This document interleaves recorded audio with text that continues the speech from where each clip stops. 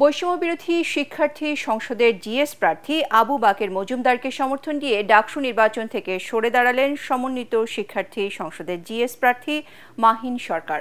সকালে ঢাকা বিশ্ববিদ্যালয়ের মধুর ক্যান্টিনে সংবাদ সম্মেলনে এই ঘোষণা দেন তিনি।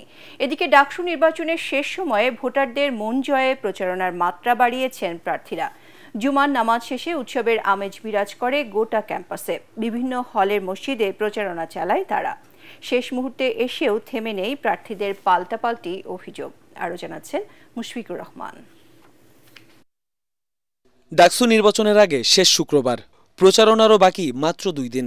তাই এদিন প্রার্থীরা ছুটে বেরিয়েছেন হলের মসজিদগুলোতে। জুমার নামাজ শেষে নির্বাচনী ইশতেহার ও লিফলেট ভোটারদের হাতে তুলে দেন তারা। শিক্ষার্থীদের যে অধিকারগুলো আছে, পলিসিগুলো আছে, সেগুলো আদায়ের ক্ষেত্রে সে কার্যকরী ভূমিকা রাখবে হল সংসদে, তার ভোকালটাকে রেজ রাখবে বা স্ট্রং রাখবে। হল ভিত্তিক যে দলীয় লেজুর ভিত্তিক ছাত্র রাজনীতি, এটা থেকে বেরিয়ে স্টুডেন্টরা চাচ্ছে একটা ভ্রাতৃত্বমূলক রাজনীতি।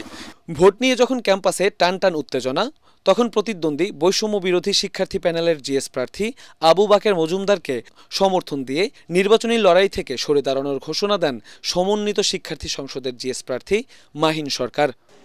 আবু বাকের মজুমদার গণঅভ্যুত্থানের একজন অগ্রসেনানী, সে যদি জিএস পদে নির্বাচিত হতে পারে সেটি আমার বিজয় বলে সূচিত হবে।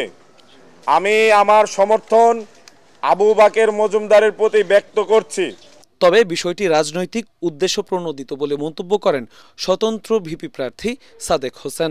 জালালউদ্দিন মোহাম্মদ খালেদের সাথে যেহেতু সেই জোট গঠন করছে, প্রার্থিতা বাতিলের আগে তিনি যদি প্রত্যাহার করতেন হয়তো তিনি আরেকজনকে নিতে পারতেন, ওই সুযোগটা ছিল। কিন্তু এখন এমন সময় এসে সে প্রার্থীটা বাতিল করছে, এখন কাউকে নেওয়ার সুযোগ নাই।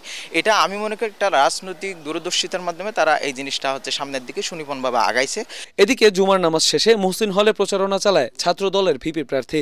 বলেন, রাজনৈতিকভাবে মোকাবেলা করতে ব্যর্থ হয়ে অনলাইনে অপপ্রচার চালাচ্ছে বিভিন্ন গ্রুপ। এই অনলাইন প্রপাগান্ডা চালানোর জন্য আমাদের কাছে তথ্য আসছে, একটা মেসিভ প্রিপারেশন চলছে।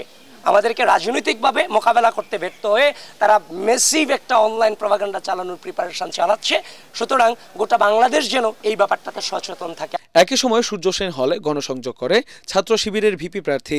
তার অভিযোগ, বিভিন্ন প্যানেলের বিরুদ্ধে আচরণবিধি লঙ্ঘনের অভিযোগ দেয়া হলেও প্রশাসন একপাক্ষিক আচরণ করছে।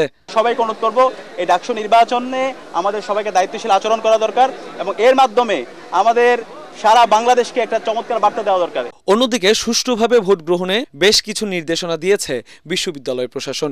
8 সেপ্টেম্বর রাত 8টা থেকে 10 সেপ্টেম্বর ভোর 6টা পর্যন্ত ঢাকা বিশ্ববিদ্যালয়ের 7টি প্রবেশদ্বার সর্বসাধারণের জন্য বন্ধ রাখার ঘোষণা দেয়া হয়েছে।